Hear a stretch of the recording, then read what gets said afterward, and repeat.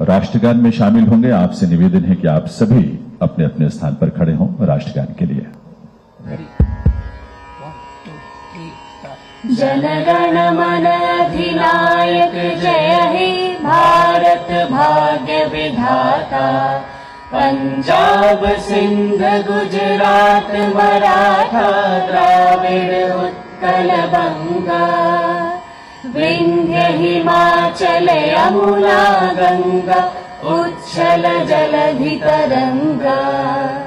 तब शुभ नामे जागे तब शुभ आशीष मांगे। गाहे तब जय गाथा जनगण मंगलदायक जय हे भारत भाग्य विधाता।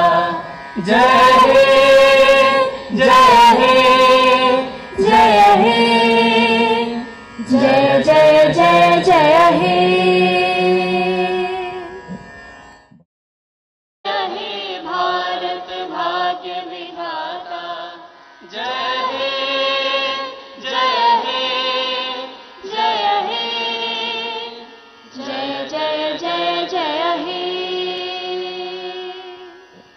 बहुत बहुत आभार आप सभी का। निवेदन आप सभी से अपने स्थान पर विराजें। देवियों सज्जनों, आकाशवाणी की एक बहुत ही प्रतिष्ठित और पुरानी स्मारक व्याख्यानमाला डॉक्टर राजेंद्र प्रसाद स्मारक व्याख्यान 2023 के इस बहुत ही विशिष्ट आयोजन में मुख्य अतिथि के रूप में हम सबके बीच पधारे माननीय उपराष्ट्रपति श्री जगदीप धनखड़ जी का आप सबके करतल ध्वनि के साथ बहुत ही सम्मान से भरी तालियों के साथ बहुत बहुत स्वागत, बहुत बहुत अभिनंदन है, वंदन है ऐसी विभूति का।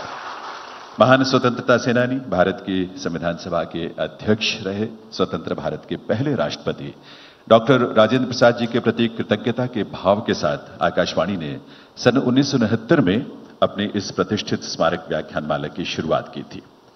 तब से लेकर हर वर्ष राष्ट्रीय महत्व के तमाम अलग अलग समसामयिक विषयों पर यह व्याख्यानमाला आयोजित होती रही है और इसमें हम सबको इस बात का बहुत गर्व है कि इस देश के बहुत ही प्रतिष्ठित, बहुत ही सम्मानित और प्रख्यात विभूतियां, उनमें माननीय श्री अटल बिहारी वाजपेयी जी, डॉक्टर कर्ण सिंह जी, सच्चिदानंद हीरानंद वात्स्यायन अज्ञे, डॉक्टर हजारी प्रसाद द्विवेदी, महादेवी वर्मा जी, डॉक्टर कपिला वात्स्यायन जी, विश्वनाथ प्रताप सिंह जी, डॉक्टर भीष्म साहनी जी, डॉक्टर मुरली मनोहर जोशी जी, ऐसी बहुत सारी प्रख्यात विभूतियों ने इस श्रृंखला को अपने विचारों से समृद्ध किया, हम सबका मार्गदर्शन किया, हम सबको प्रेरणा दी है इस देश के प्रति समर्पित होने की और देश के लिए काम करने के लिए। और इसी क्रम में आर्थिक महाशक्ति के रूप में भारत का अभ्युदय, इस विषय पर आज अपना व्याख्यान देने के लिए भारत के माननीय उपराष्ट्रपति श्री जगदीप धनखड़ जी का शुभागमन हम सबके बीच हुआ है। यह हम सबके लिए परम सौभाग्य की बात है, हम सबके लिए गर्व की बात है। बहुत बहुत वंदन, अभिनंदन है आपका आकाशवाणी के इस रंग भवन में महोदय। इस कार्यक्रम में मंच पर गरिमामयी उपस्थिति है केंद्रीय सूचना और प्रसारण मंत्रालय के सचिव श्री अपूर्व चंद्रा जी की। इसके अलावा भारत प्रसार भारती के मुख्य कार्यकारी अधिकारी श्री गौरव द्विवेदी जी और आकाशवाणी के प्रधान महानिदेशक डॉक्टर वसुधा गुप्ता जी, इनका और आप सभी का हार्दिक स्वागत, अभिनंदन, वंदन आप सभी का। मैं निवेदन करूंगा माननीय उपराष्ट्रपति महोदय से और मंचासीन विभूतियों से कि वे अपने करकमलों से दीप प्रज्वलित करने के लिए पधारें। ये दीप हम सबके जीवन में, जो आकाशवाणी का अपना ध्येय है, बहुजन हिताय बहुजन सुखाय, सबके जीवन में ज्ञान की, मनोरंजन की और सूचना की जो त्रिवेणी बहती है हमारे माध्यम से, वो पहुंचे जन जन तक और सबका कल्याण हो, इसी कामना के साथ।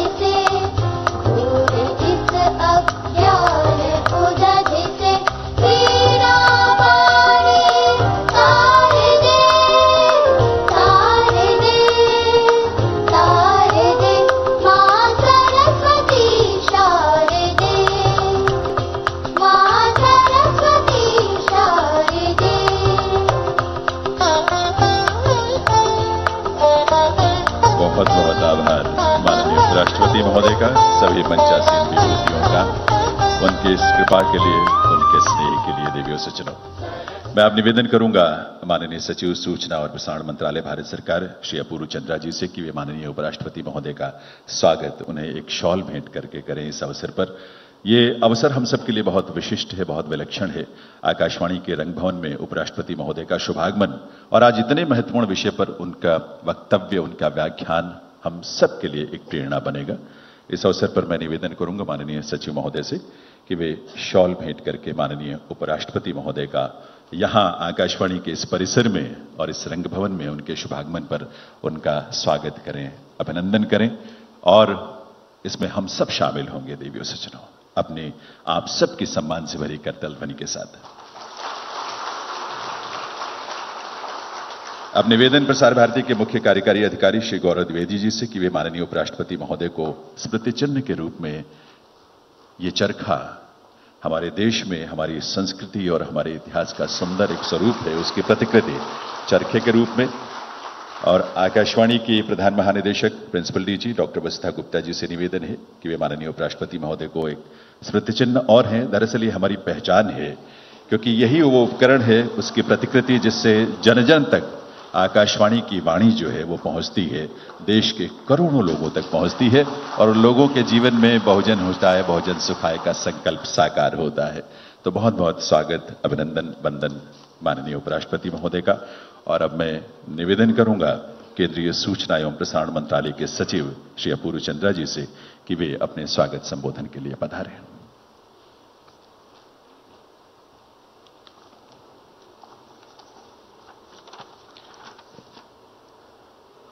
आज के डॉक्टर राजेंद्र प्रसाद स्मृति लेक्चर के में हमें उद्बोधन करने के लिए आए हुए माननीय उपराष्ट्रपति जी श्री जगदीप धनखड़ जी का मैं all India radio, Prasar Bharati और सूचना प्रसारण मंत्रालय की तरफ से हार्दिक स्वागत करता हूं।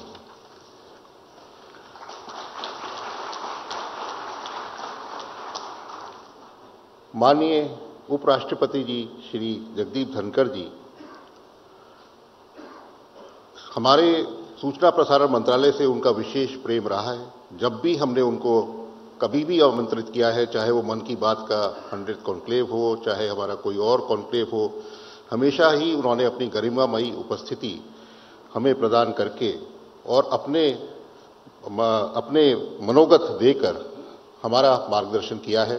और आज भी आप सुनेंगे कि वो जब जो है हमारे मार्गदर्शन करेंगे और हमारे को बताएंगे आर्थिक महाशक्ति के रूप में भारत का अभ्युदय, तो उनका जो मनोगत है वो हमेशा ही एक बड़े रोचक रूप से अपने मनोगत को व्यक्त करते हैं। और उनका जो प्रदीर्घ अनुभव है, 2019 से 22 के बीच में वो पश्चिम बंगाल के राज्यपाल के स्वरूप में रहे। पहले 1990-91 में केंद्र सरकार में भी राज्य मंत्री के रूप में उन्होंने अपने एक पद भूषित किया था और उसके बाद से प्रदीर्घ काल तक वो सुप्रीम कोर्ट में और बाकी हाई कोर्ट्स में कॉन्स्टिट्यूशनल लॉ के ऊपर जिरह करते रहे। तो उनके अनुभव इतने प्रदीर्घ हैं कि हर चीज़ में उनकी बात बड़ी गंभीर रूप से हमें लेनी चाहिए, जिसको वो बड़े रोचक रूप से बताते हैं। आदरणीय राष्ट्रपति जी राजेंद्र प्रसाद जी, जो हमारे पहले राष्ट्रपति थे, 1950 से 62 तक उन्होंने 12 वर्ष तक राष्ट्रपति पद भूषित किया और वो हमारे एक अकेले राष्ट्रपति हैं जिन्होंने 2 फुल टर्म्स अपने व्यतीत किए। और उन्होंने हमें सिखाया कि जो राष्ट्रपति का पद है, उपराष्ट्रपति जो कॉन्स्टिट्यूशनल पद हैं, जो शुरुआत के अंदर जब भारत की रचना हुई तब से उन्होंने ये नींव रखी कि इनको इंडिपेंडेंट और नॉन पार्टीसन होना चाहिए, पार्टी पॉलिटिक्स से परे होना चाहिए। और यही चीज़ आज तक चली आ रही है कि गवर्नर्स, राष्ट्रपति, उपराष्ट्रपति जो कॉन्स्टिट्यूशनल पद हैं उनको अलग पॉलिटिक्स से रखा गया है। ऑल इंडिया रेडियो माननीय राजेंद्र प्रसाद जी की जन्म तिथि पे हर तीसरे दिसंबर के में 1969 से ये व्याख्यानमाला करता आ रहा है। इसमें विविध स्पीकर्स, जिसमें जैसे कि अटल बिहारी वाजपेयी जी से लेकर, चंद्रशेखर जी से लेकर, वीपी सिंह से लेकर योगी आदित्यनाथ, ऐसे इत्यादि अनेक महानुभावों ने अपने विचार व्यक्त किए हैं और आज हमें माननीय जगदीप धनखड़ जी के विचार सुनने का अवसर प्राप्त होगा। जो ये टॉपिक है ये बड़ा सार्थक है, आर्थिक महाशक्ति के रूप में भारत का अभ्युदय। और इसी श्रृंखला में आप सबको ज्ञात होगा कि 15 नवंबर से माननीय प्रधानमंत्री जी ने विकसित भारत संकल्प यात्रा खूंटी जिले में झारखंड के वहाँ पर उसका लॉन्च किया था। और ये पहली बार ऐसा कोई प्रकल्प हाथ में सूचना प्रसारण मंत्रालय, कृषि मंत्रालय, अर्बन डेवलपमेंट मंत्रालय व विविध मंत्रालयों ने हाथ में लिया है, जिसमें 100% सैचुरेशन की बात कही जा रही है। देश के 2.7 लाख ग्राम पंचायतों में सूचना प्रसारण द्वारा तैयार किए गए वैन जाएंगे। 4400 अर्बन लोकल बॉडीज़ में अगले 2 महीने में ये वैन जाएंगे और इसका उद्देश्य ये है कि 100% सैचुरेशन की जो स्कीम्स जो माननीय प्रधानमंत्री जी का और सरकार का जो स्वप्न है कि देश में कोई वंचित ना रहे, हर एक को सब स्कीम्स का पूरी तरह से फ़ायदा प्राप्त हो सके। और अगर आज कोई वंचित है तो उन्हें इन योजनाओं का पता चले, वो जाने कि और लोगों को कैसे इन योजनाओं का लाभ मिला है, किस तरह से इन योजनाओं का आप लाभ ले सकते हैं। और भारत को जो हमें डेवलप्ड नेशन 2047 तक बनाने का जो हमारा संकल्प है, उसमें सब लोग सहभागी हों, पूरे देश के लोग सहभागी होकर ये संकल्प लें कि हमारा संकल्प विकसित भारत है। और इसी श्रृंखला में मैं माननीय श्री जगदीप धनखड़ जी उपराष्ट्रपति जी का आज स्वागत करता हूं कि वो अपने मनोगत के इस संकल्प को आगे बढ़ाने में कैसे हम योगदान दे सकते हैं, इस पे हमारा मार्गदर्शन करें। धन्यवाद। बहुत बहुत आभार माननीय पूर्णचंद्र जी का। दिव्य सज्जनों, बीते 9 वर्षों में दुनिया ने भारत की क्षमता को और इसकी सामर्थ्य को बहुत अच्छी तरह देखा है, उसे स्वीकार भी किया है और उससे लाभान्वित भी हुई है। आर्थिक शक्ति के रूप में भी वैश्विक पटल पर भारत को एक पहचान मिल रही है, सशक्त भारत के रूप में, और उसे सम्मान भी मिल रहा है। आज आर्थिक शक्ति के रूप में भारत का अभ्युदय विषय पर डॉक्टर राजेंद्र प्रसाद स्मारक व्याख्यानमाला के अंतर्गत अपने विचार, अपना व्याख्यान यहां रखने के लिए हम सबके बीच माननीय उपराष्ट्रपति महोदय का शुभागमन हुआ है। हम सबके लिए सौभाग्य की बात है। माननीय उपराष्ट्रपति महोदय की प्रतिष्ठा एक बहुत ही उच्च कोटि के विद्वान के रूप में, कानूनविद के रूप में और प्रशासक के रूप में है। आइए आप सबकी करतल ध्वनि के साथ माननीय उपराष्ट्रपति महोदय से निवेदन करें, आदरणीय श्री जगदीप धनखड़ जी माननीय उपराष्ट्रपति महोदय की वे आज इस महत्वपूर्ण अवसर पर, इस महत्वपूर्ण श्रृंखला के अंतर्गत अपना व्याख्यान रखें। आर्थिक महाशक्ति के रूप में भारत का अभ्युदय। माननीय उपराष्ट्रपति महोदय।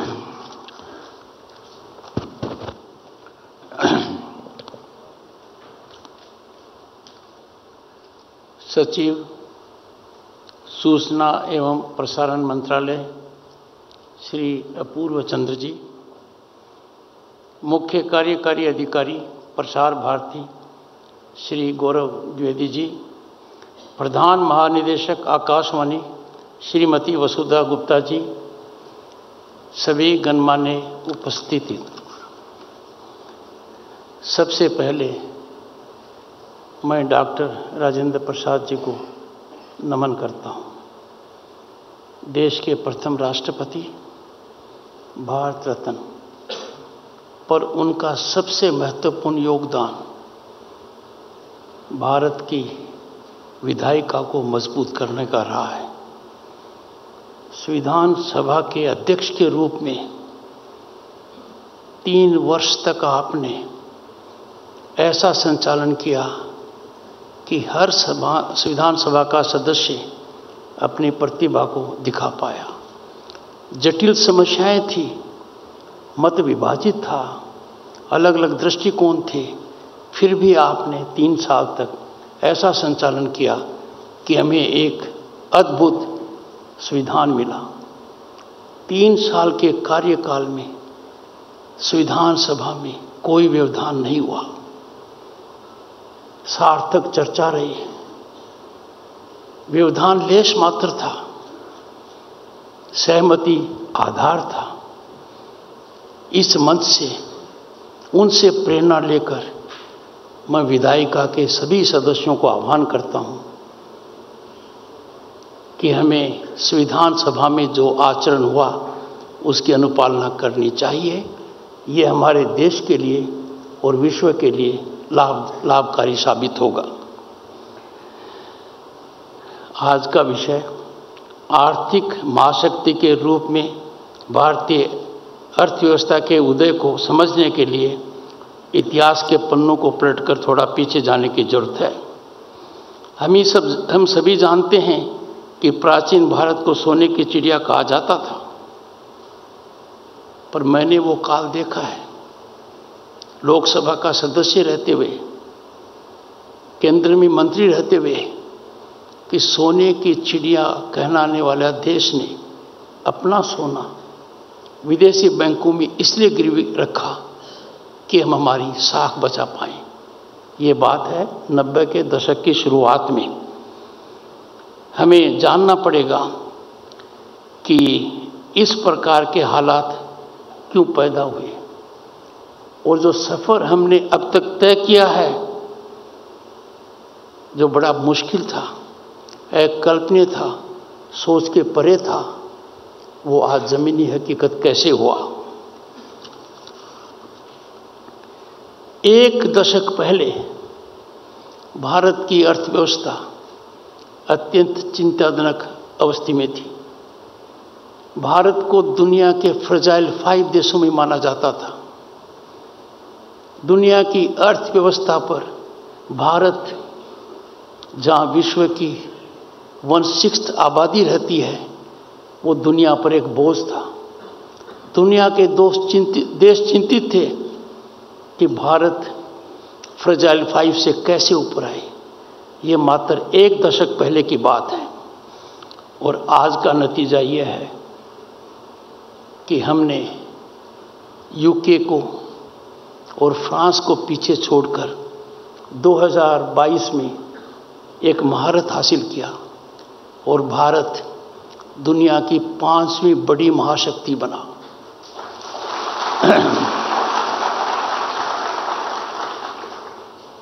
ये सब 140 करोड़ देशवासियों की कड़ी मेहनत और कुशल नेतृत्व का परिणाम है। इस दशक के अंत तक 2030 तक भारत विश्व में एक नया कीर्तिमान स्थापित करेगा। जर्मनी और जापान को पीछे छोड़ते हुए भारत विश्व की 3री महाशक्ति बनेगा अर्थव्यवस्था में। आज का भारत बदला हुआ भारत है। मैंने अपने युवा काल में और 90 के दशक में सांसद काल में, मंत्री काल में सपना भी नहीं देखा, हिम्मत नहीं कर पाता था, सोच नहीं पाता था जो आज जमीनी हकीकत है। आज भारत कई नए कीर्तिमान स्थापित कर रहा है। आज का भारत चंद्रमा के दक्षिण छोर पर पहुंचने वाला विश्व का पहला देश बन गया है।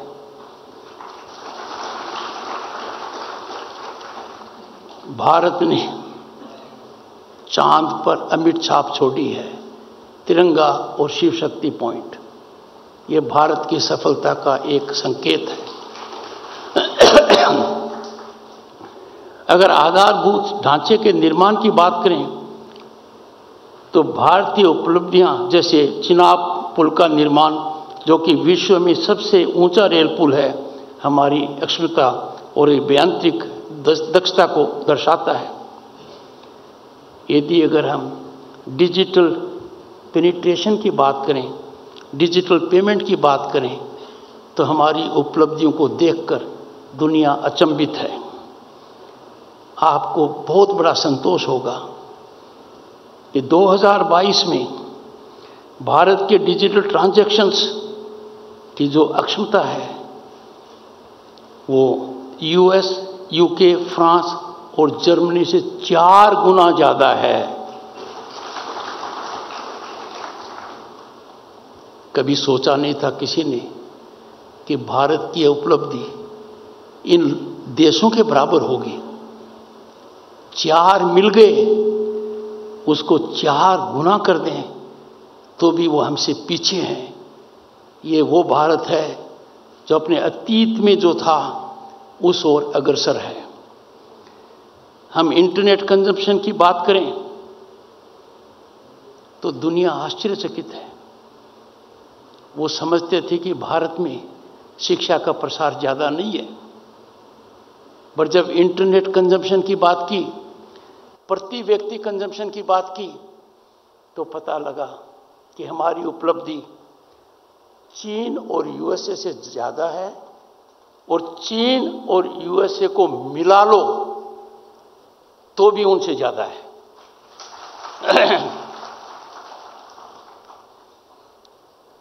आत्मचिंतन करें, इतना बड़ा बदलाव आया कैसे? इस बदलाव की शुरुआत हुई 2014 में। मैं राजनीति पर संकेत नहीं कर रहा हूं, पर भारत जैसे विशाल देश में यदि अगर राजनीतिक स्थायित्व आता है तो लोगों की प्रतिभा सही दिशा के अंदर आगे बढ़ती है। 3 दशक के बाद 2014 में वो मौका आया जब भारत को एक मजबूत एक पार्टी की सरकार मिली, और नतीजा क्या हुआ? भारत में विकसित यूपीआई आज कई देशों ने अपनाया है। आज भारत सिर्फ अनुसरण करने वाला नहीं है, बल्कि वैश्विक स्तर पर कई नए मापदंडों का निर्माण कर रहा है, जिसे संपूर्ण विश्व स्वीकार कर रहा है। Friends, India is today settler of agenda. दुनिया भारत की तरफ देख रही है कि विषय पर भारत का सोच क्या है। एक जमाना था, हम इंतजार करते थे कि किसी देश में तकनीकी का विकास होगा, हम इंतजार करेंगे वो देश हमें तकनीकी कब देगा। आज के हालात ये हैं कि भारत उन अग्रणी देशों में है जो डिसरप्टिव टेक्नोलॉजी के लिए अनुसंधान कर रहे हैं, बहुत आगे बढ़ रहे हैं। देवियों और सज्जनों, आज के युग में बिना तकनीकी और औद्योगिक प्रगति के आर्थिक प्रगति संभव नहीं है। तकनीकी के क्षेत्र में कई नए आयाम जुड़े हुए हैं। Artificial intelligence, machine learning, quantum computing. Bharat इन सभी क्षेत्रों में बहुत तेजी से आगे बढ़ रहा है। जब तकनीकी प्रगति की बात हो रही है तो मैं रेडियो का भी जिक्र करना चाहूँगा। रेडियो के इतिहास में मन की बात संभवतः पहला कार्यक्रम है जो इतना नियमित, और इसने 107 एपिसोड का सफर पूरा कर लिया है। जब मैंने मन की बात के 100वें एपिसोड के कार्यक्रम में अपने आप को सम्मिलित किया, मैं आश्चर्यचकित हो गया। क्या कुछ मन की बात में नहीं हुआ? किन किन लोगों का लगाव रहा, जुड़ाव रहा। देश के प्रधानमंत्री ने किन किन लोगों के दिल को छुआ, किन किन लोगों के दिमाग को प्रभावित किया, वो सब हमारी प्रगति और अर्थव्यवस्था की रीढ़ की हड्डी बने। 3 अक्टूबर 2014 को जब इस लोकप्रिय कार्यक्रम की शुरुआत हुई, वह दौर इंटरनेट, डिजिटल क्रांति और सोशल मीडिया के उफान का था। और मैं ये बताना चाहता हूं कि प्रधानमंत्री जी की सोच कितनी गहरी है कि उन्होंने रेडियो का प्लेटफॉर्म चुना। रेडियो को एक तरीके से न्यू लीज ऑफ लाइफ मिली। रेडियो को हम देखते थे ऊंट की गर्दन में, पेड़ के ऊपर, बैल के सींग पर, और किसान और गांव का आदमी आनंद लेता था। मन की बात ने रेडियो को एक नए आयाम पर पहुंचा दिया है।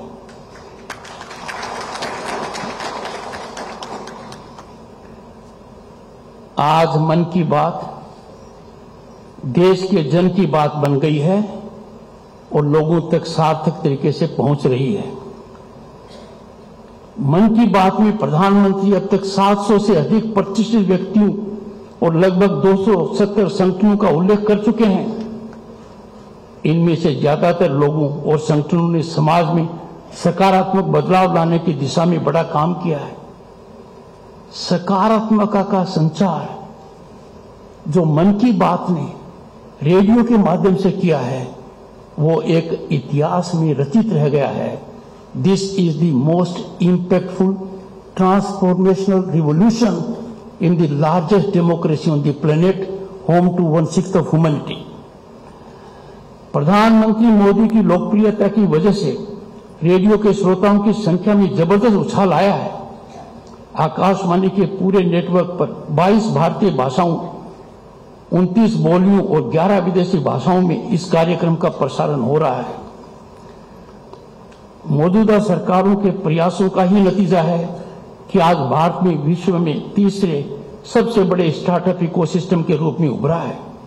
भारत के युवाओं का कौशल है और प्रतिभा है और इसका लोहा पूरे विश्व ने माना है। Friends, when we come to unicorns,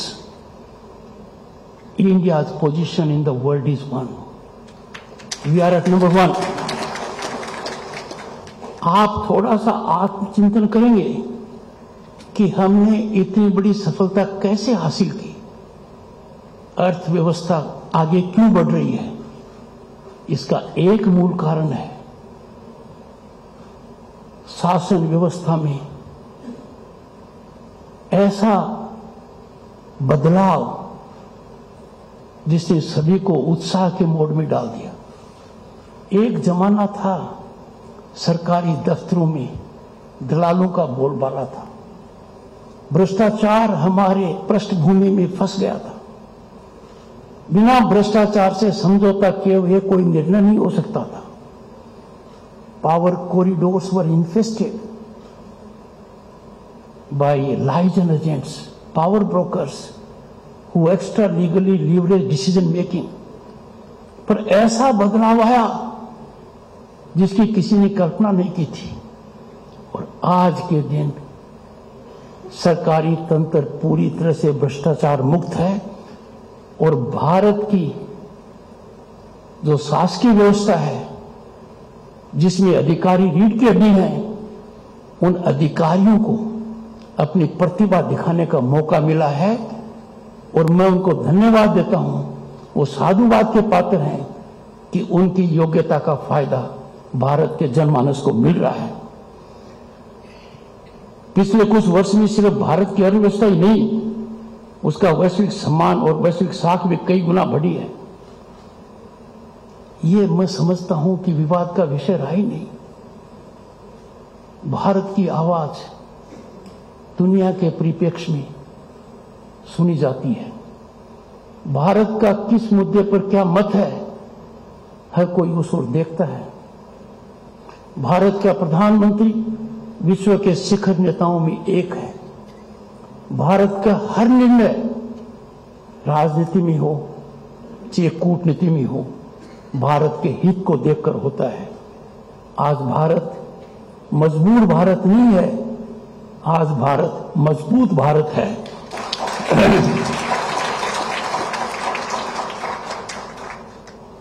मेरे पद के कारण मैं राजनीति में भागीदार नहीं हूं।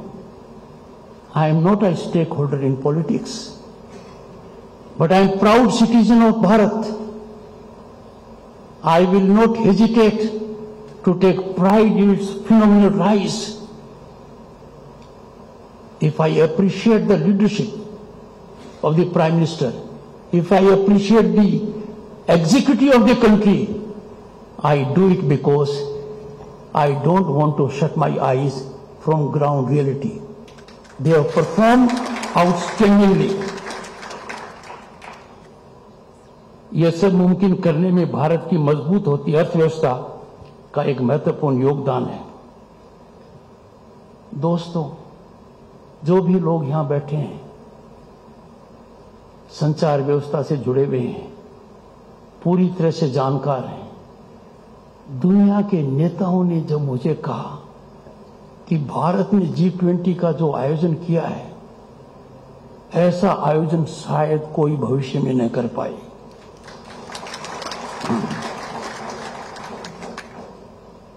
देश के अंदर हर प्रांत में, हर यूनियन टेरिटरी में G20 का कार्यक्रम हुआ है। 60 लोकेशंस एंड 200 इंटरेक्शंस।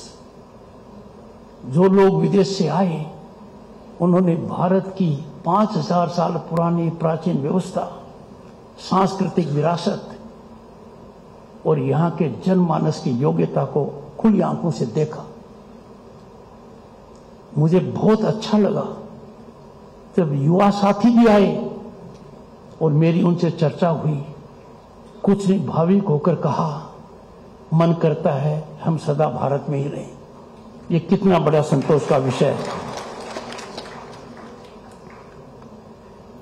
G20 की जो उपलब्धि है वो अर्थव्यवस्था के मामले में बहुत मजबूत है। G20 में वो कुछ हासिल हुआ जिसकी कल्पना कोई कर नहीं सकता था। G20 में मित्रों, यूरोपियन यूनियन एक सदस्य है। उस G20 में भारत के प्रधानमंत्री की सोच की वजह से अफ्रीकन यूनियन एक परमानेंट सदस्य बना। ये कितनी बड़ी समानता विश्व के अंदर हुई है, इसका अंदाजा नहीं लगा सकते। व्यापारिक दृष्टि से तो नया कॉरिडोर चालू किया गया। भारत, मिडिल ईस्ट और यूरोप पुराने जमाने में था, उसको जीवित कर दिया गया। ये भारत की उपलब्धि है। दुनिया सोच रही थी कि क्या G20 में दिल्ली डिक्लेरेशन आम राय से बन पाएगा।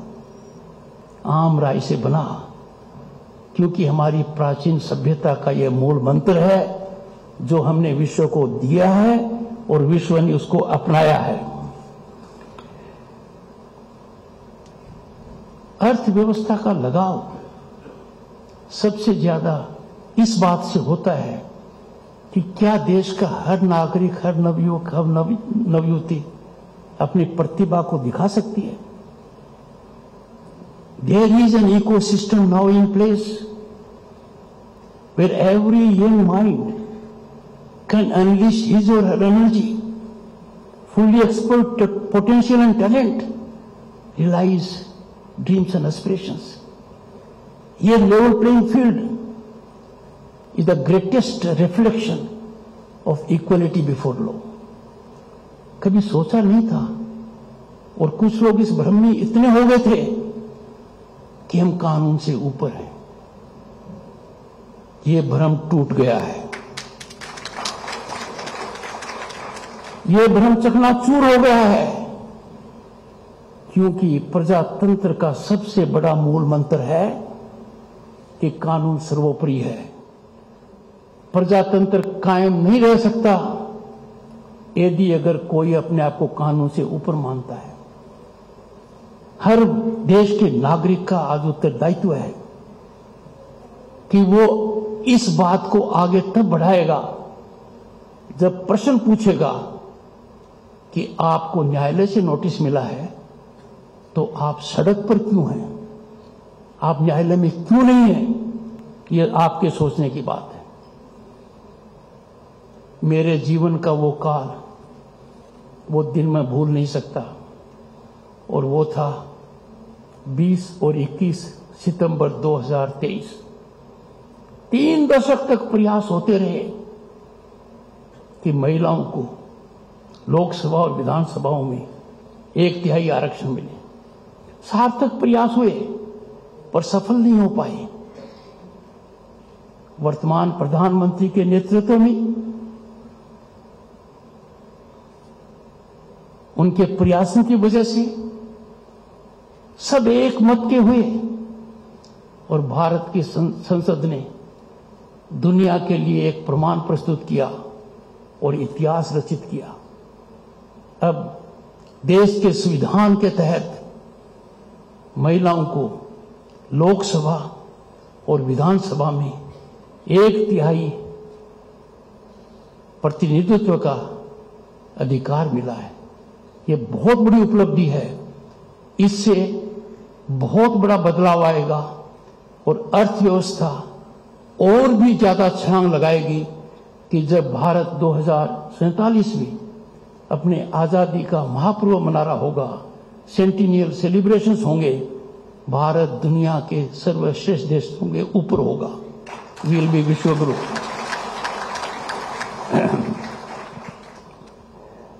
दोस्तों, एक चिंता का विषय भी है, आपके लिए चिंतन का है और सबके लिए मंथन का है। जब एक जानकार व्यक्ति, एक समझदार व्यक्ति आम जन को इसलिए भ्रमित करना चाहता है कि आम जन को उसकी जानकारी नहीं है और उसका उद्देश्य है कि मैं कुछ राजनीतिक फायदा कर लूं, ये घृणित करते हैं। Those who seek to monetize those informed minds who had good role in governance at one point of time, if they seek to exploit ignorance of the people to generate their political equity, is shameful. कल का दिन लीजिए, हमारी अर्थव्यवस्था का जो growth पिछले quarter में हुआ है 7.6%, पूरी दुनिया सराह रही है, पर इस ग्रोथ के ऊपर एक जानकार व्यक्ति ने कुछ अरसे पहले क्या कहा था? Friends, when a nation is on the rise and the rise is unstoppable, there are bound to be challenges from within and without. आप सबसे मैं आग्रह करूंगा, विनती करूंगा, इस प्रकार की साजिशें, इस प्रकार के कुकृत्य, इनका पर्दाफाश होना चाहिए। संचार व्यवस्था का इसमें बहुत बड़ा योगदान है और मैं मानकर चलता हूं कि हर भारतीय भारतीयता में अटूट विश्वास रखेगा, भारत का सच्चा नागरिक रहेगा, भारत के हित को सदा सर्वोपरि रखेगा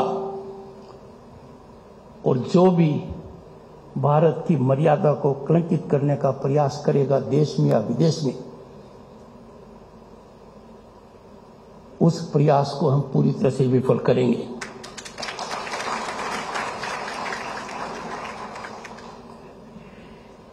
आज के दिन मैं ये भी कहना चाहूंगा कि हर देश के उत्थान में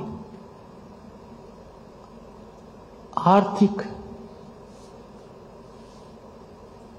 नेशनलिज्म, इकोनॉमिक नेशनलिज्म बहुत जरूरी है। We have to sensitise and enlighten our people. हम विदेशों से क्या चीजें मंगाते हैं? कैंडल, दिए, पतंग, फर्नीचर, कर्टेन, इसलिए कि वहां कुछ सस्ते मिलते हैं। We can not compromise our economic nationalism for fiscal gain. मैं आपके माध्यम से हर भारतीय को आह्वान करूंगा, I will appeal to trade, industry and business, they must believe and subscribe to economic nationalism. Bharat की राजनीति का जो ये दौर चल रहा है कि हर परिस्थिति में हम विश्व पटल पर सबसे आगे रहें, उसके लिए जरूरी है कि हमारी अर्थव्यवस्था पूरी मददगार हो।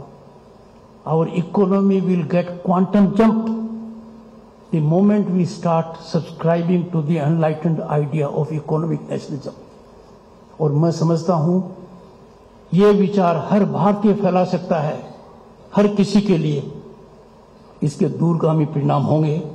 कुछ देशों के साथ हमारा जो ट्रेड डेफिसिट $100 बिलियन तक है, उसमें कितना बदलाव आ सकता है ये मेरे से ज्यादा आप जानते हैं।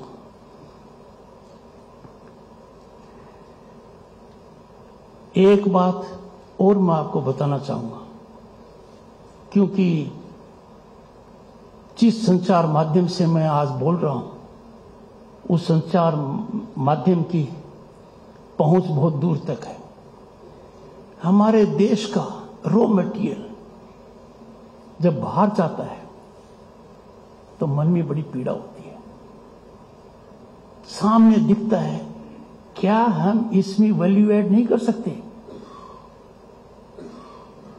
दूसरा देश जो कर सकता हम क्यों नहीं कर सकते? When we will add value to our raw material, there will be employment, there will be blossoming of entrepreneurship, जो इकोनॉमिक नेशनलिज्म में होगी, दोनों में होगी। आज के दिन हमको सबसे पहले अपने देश की सोचनी है, फिर हमारे आर्थिक लाभ की सोचनी है। पर किसी भी परिस्थिति में आर्थिक लाभ के लिए देश हित को तिलांजलि नहीं दी जा सकती। ये हमारे देश की मूल भावना रहनी चाहिए और हमारी अर्थव्यवस्था का मजबूत आधार होना चाहिए। दोस्तों, दुनिया के वो कौन से देश हैं जो सांस्कृतिक विरासत में हमारा मुकाबला कर सकते हैं? पर हमने रास्ता छोड़ दिया था। गत दशक में हमने रास्ता वापस पकड़ लिया है। यूनाइटेड नेशंस में प्रधानमंत्री ने जाकर दुनिया को बताया कि हमारे वेदों में जो योग के बारे में कहा गया है, योग स्वास्थ्य के लिए कितना महत्वपूर्ण है, इसको दुनिया अपनाए। इंटरनेशनल योगा डे डिक्लेयर हुआ। आज योग डे पर और अन्यथा भी दुनिया के हर कोने में मनाया जाता है और भारत की पहचान पराकाष्ठा पर पहुंच गई जब पिछले योग दिवस के ऊपर भारत के प्रधानमंत्री ने यूनाइटेड नेशंस के प्रांगण में योग किया और दुनिया का हर देश का प्रतिनिधित्व वहां था।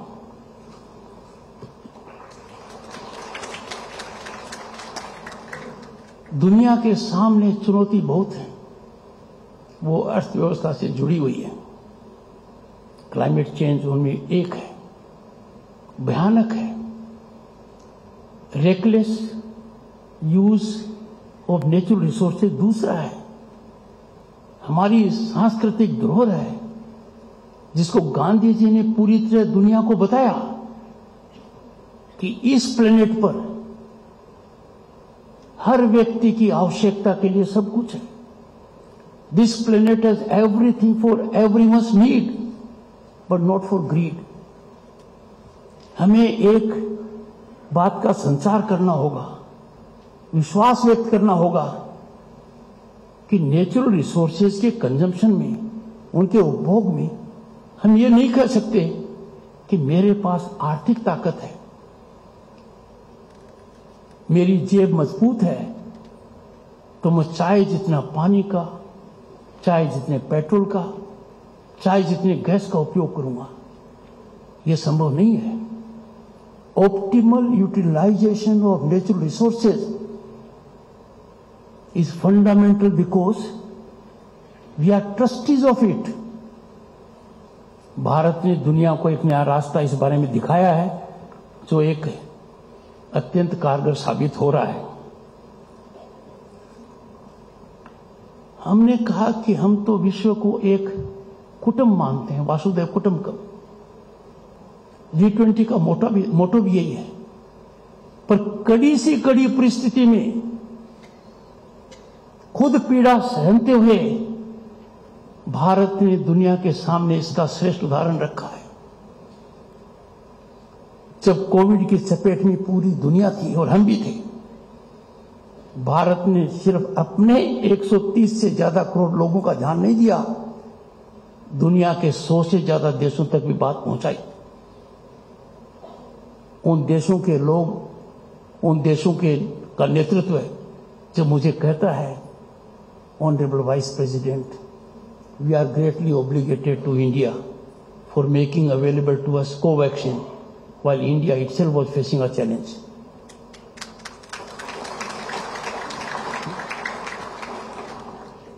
यह भारत की संस्कृति और आर्थिक व्यवस्था का मूल मंत्र है कि हम अब अपने पुराने रास्ते पर चल पड़े और हमारे जो अमृत सरोवर हैं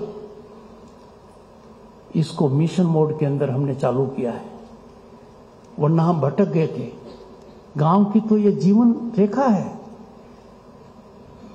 अब उनको वापस जीवित किया जा रहा है जो आगे तक कारगर साबित होगा।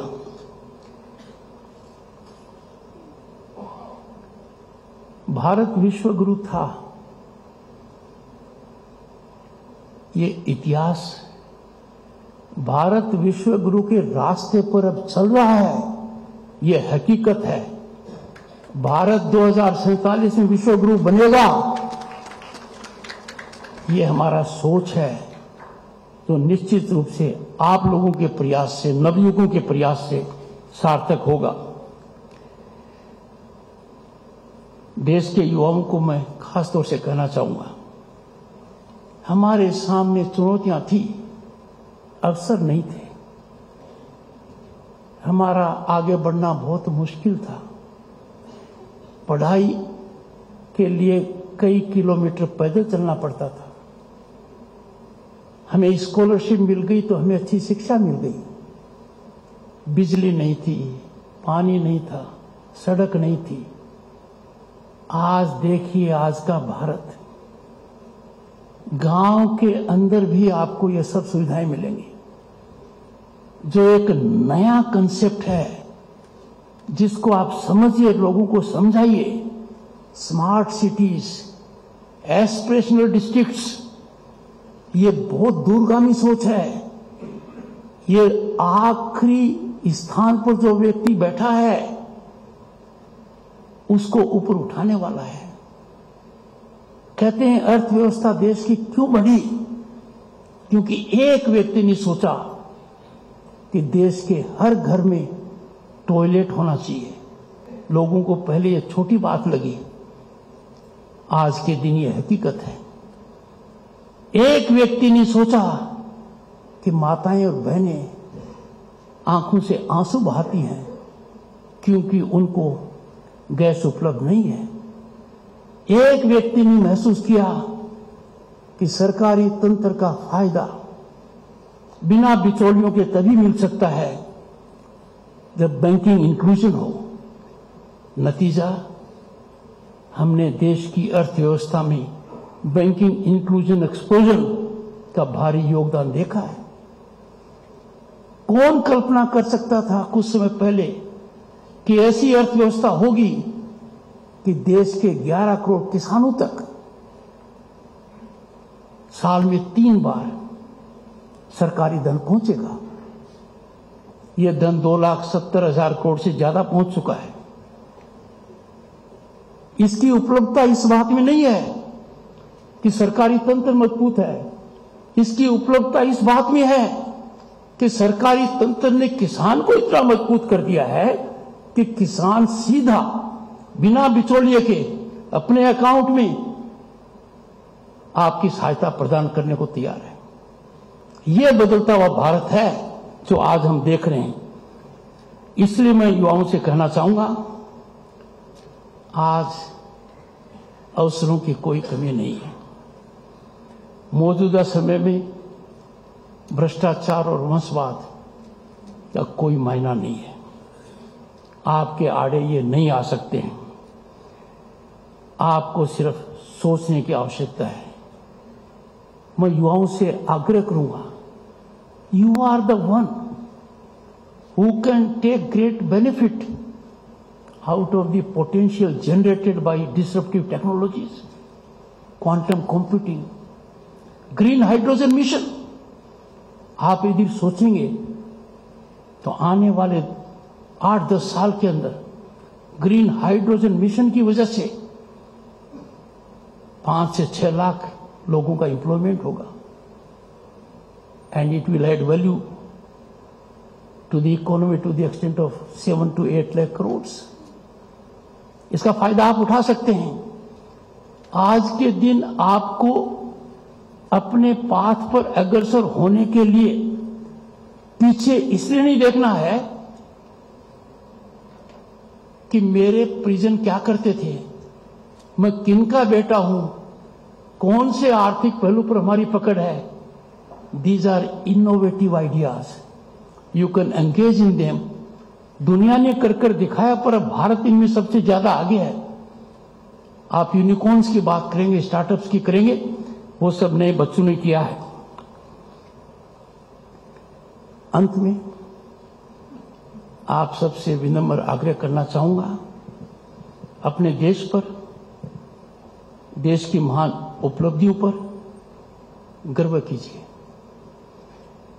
विश्व शक्ति के रूप में भारत का उदय निश्चित है, ये होकर रहेगा। हम इस पर अग्रसर हैं, तीव्र गति से अग्रसर हैं और दुनिया ने भारत के लोहे को पहचान लिया है। आज के दिन जो डिजर्व करता है उसके लिए कोई बाधा नहीं है। व्यवस्था उसके लिए सकारात्मक रास्ता तैयार कर चुकी है। जो योग्य है अंततः है उसको हक मिलकर रहेगा। इसी के साथ मैं सचिव अपूर्व जी को, उनके सभी साथियों को धन्यवाद देता हूं कि एक ऐसे महान पुरुष की याद में, स्मृति में जो व्याख्यान है, उस अवसर पर आपने मुझे दुनिया के 1/6 ऑफ ह्यूमैनिटी वाले देश में, सबसे पुराने प्रजातंत्र में, मदर ऑफ डेमोक्रेसी में मेरे विचार इस माध्यम से साझा करने का अवसर दिया कि मेरे विचार देश के हर व्यक्ति के पास रेडियो के माध्यम से पहुंचेंगे। आप सभी को बहुत बहुत धन्यवाद। बहुत बहुत आभार। दिव्य सज्जनों, आइए हम वाले देश में, सबसे पुराने प्रजातंत्र में, मदर ऑफ डेमोक्रेसी में मेरे विचार इस माध्यम से साझा करने का अवसर दिया कि मेरे विचार देश के हर व्यक्ति के पास रेडियो के माध्यम से पहुंचेंगे। आप सभी को बहुत बहुत धन्यवाद। बहुत बहुत आभार। दिव्य सज्जनों, आइए हम सब खड़े होकर आभार व्यक्त करें माननीय उपराष्ट्रपति महोदय का आपके करतल ध्वनि के साथ, और उनका वंदन, अभिनंदन उनके विचारों के लिए। आज विश्वविद्यालय के बहुत सारे युवा साथी और देश और दुनिया भर में सजीव प्रसारण के माध्यम से ये बात पहुंची है। कार्यक्रम के आखिर में मैं निवेदन करूंगा आप सभी से कि आइए हम सब अपने स्थान पर खड़े रहते हुए राष्ट्रगान में शामिल हों। आप सभी से निवेदन है, आइए हम राष्ट्रगान में शामिल हों। जनगण मन अधिनायक जय हे भारत भाग्य विधाता। पंजाब सिंध गुजरात मराठा द्राविड़ उत्कल बंगा। विंध्य हिमाचल यमुना गंगा उच्छल जलधि तरंगा। तब शुभ नामे जागे तब शुभ आशीष मांगे। गाहे तब जय गाथा। जनगण मंगलदायक जय हे भारत भाग्य विधाता। जय हे जय हे जय हे जय जय जय जय हे। बहुत बहुत आभार। इसके साथ ही डॉक्टर राजेंद्र प्रसाद स्मारक व्याख्यान